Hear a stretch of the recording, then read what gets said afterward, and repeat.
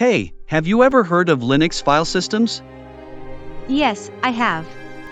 They're crucial for managing space on storage devices. Exactly. Did you know that there are different types of Linux file systems? Yes, I've heard of Extension 2, Extension 3, and Extension 4 file systems. They're the most commonly used ones. That's right. Extension 2 was introduced in 1993, and it doesn't have journaling, making it suitable for flash drives and USB drives. Interesting. Extension 3, introduced in 2001, brought journaling to the table to prevent file system corruption in case of crashes.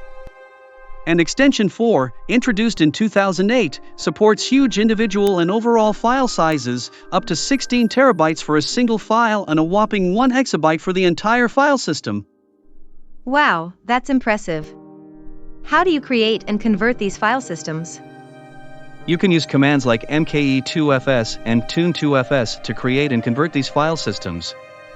For example, to create an Extension 4 file system, you can use the command mkfs.ext4/dev/sda1. Got it.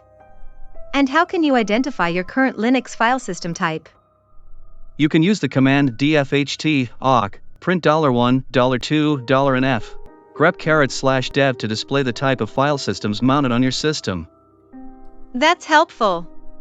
Thanks for the overview of Linux file systems. No problem.